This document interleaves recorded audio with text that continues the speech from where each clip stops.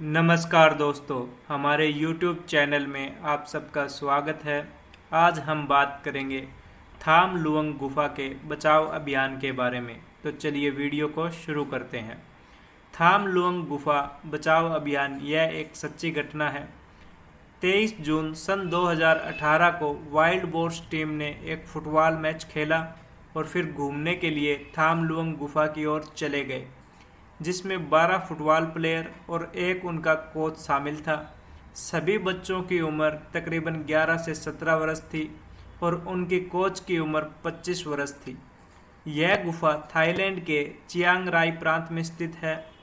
Football team जैसे ही गुफा के अंदर पहुंची, तेज बारिश शुरू हो गई और गुफा में पानी भरने लग गया और गुफा का निकास स्थान बंद हो गया और सभी पानी से बचने के लिए गुफा में आगे की ओर जाने में मजबूर हो गए।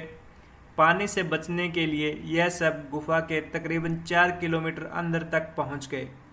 सभी लड़के, जो कि एक स्थानीय जूनियर फुटबॉल टीम के सदस्य थे, और उनके सहायक कोच की कुछ घंटों तक कोई खबर नहीं मिली, तो उन्हें बाद में लापता घोषित कर खोज अभियान शुरू कर दिया गया। जब खोज टीम लुअंग गुफा के बाहर पहुंची तो उन्हें पैरों के निशान दिखाई पड़े, जिस पर उन्हें शक हुआ कि सब बच्चे गुफा के अंदर फंस चुके हैं। थाई नेवी ने बच्चों की तलाश में गुफा में प्रवेश किया। गुफा में टीम के कुछ दूर जाने पर उन्होंने देखा कि पूरी गुफा में खूब पानी भर चुका है और पानी से बचने के लिए बच्चे और टीम कोच काफ़ी आगे चले गए हैं। उन्हें ढूंढने के प्रयास में गुफा के भीतर बढ़ते पानी के स्तर से परेशानी ज़्यादा हो रही थी। 1 सप्ताह से अधिक समय तक की गई कोशिश के बाद भी किसी से कोई संपर्क नहीं हो पाया। दुनिया भर के मीडिया कवरेज को जब यह बात पता चली तो वहां भीड़ बढ़ने लगी। खोज में मदद करने के लिए ब्रिटिश और अमेरिकी सेना ने गोताखोर और विशेषज्ञों की एक टीम को थाईलैंड भेजा। विशेषज्ञों की एक टीम ने फिर से अंदर जाने का प्रयास किया, लेकिन फिर से बाढ़ के कारण वो पीछे हट गए। भारी बारिश ने बचाव अभियान को अस्थायी रूप से रोकने के लिए मजबूर कर दिया। पानी निकालने के लिए पंप लगाए गए थे। गुफा की छत में नए सुराखों की तलाश की गई और फिर अंदर ड्रोन भेजे गए। थोड़ी देर बारिश रुकने के बाद खोज फिर से शुरू हुई। वे आगे बढ़े, लेकिन अभी भी वहां से वो बहुत दूर थे, जहां उनका मानना था कि लड़के फंसे हो सकते हैं। जैसे जैसे गोताखोर गुफा में गहरे जाते गए, उन्होंने एक अस्थायी परिचालन आधार स्थापित किया, जिसमें हवा टैंक और अन्य आपूर्ति की स्थापना की गई। 2 जुलाई को शाम को लगभग 4:30 बजे ब्रिटिश गोताखोर 400 मीटर गुफा के अंदर पहुंचे और वहां टीम को जिंदा पाया गया। फिर एक डॉक्टर और एक नर्स सहित 7 गोताखोरों की एक टीम को गुफा में भेजा गया, ताकि बच्चों के स्वास्थ्य की जांच की जा सके और उन्हें कुछ खाने को दिया जा सके, क्योंकि उन्होंने पिछले काफ़ी दिनों से कुछ भी खाया नहीं था।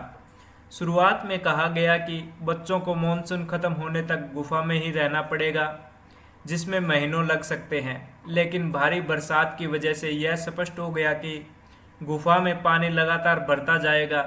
गुफा में कार्बन डाइऑक्साइड की मात्रा भी लगातार बढ़ रही थी, जिससे ऑक्सीजन लेवल काफ़ी कम होता जा रहा था और परिणाम स्वरूप वहाँ फंसे बच्चों की मौत तक हो सकती थी।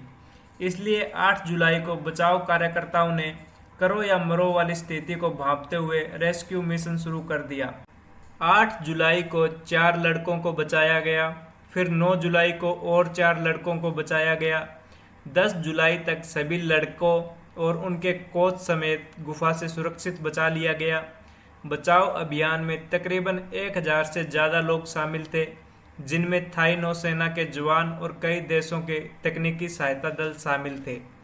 5 जुलाई को बचाव के दौरान गुफा से वापस लौटने के बीच एक भीड़े रास्ते से आते समय ऑक्सीजन खत्म हो जाने के कारण 38 वर्षीय पूर्व थाई सेना के जवान समन कुनान की मौत हो गई।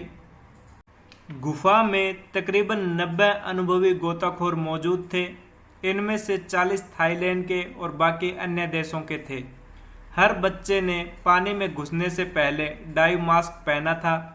बच्चों को निकालने के लिए ऑक्सीजन टैंक साथ ले जाए गए और एक रस्सी के जरिए रास्ता पता लगाते रहे।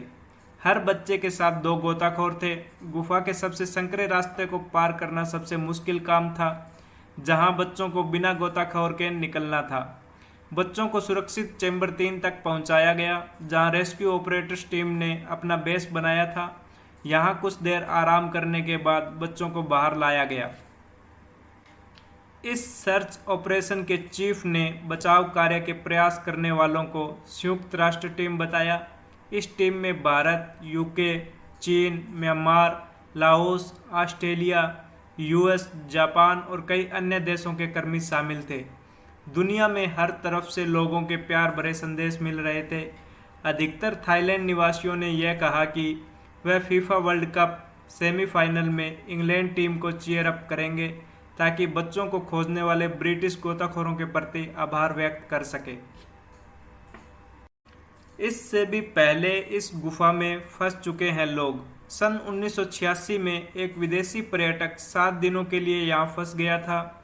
उसे आसानी से निकाल लिया गया था, लेकिन तब बाढ़ नहीं आई थी। सन 2016 अगस्त में चीनी भाषा का एक पूर्व टीचर गुफा में गायब हो गया था। उसने कहा था कि वह तपस्या करने जा रहा है। खोज अभियान में वह नहीं मिला, लेकिन 3 महीने बाद वह एक रिसोर्ट में टहलता हुआ दिखा। अगर वीडियो पसंद आया हो तो कृपया चैनल को लाइक और सब्सक्राइब करें। धन्यवाद।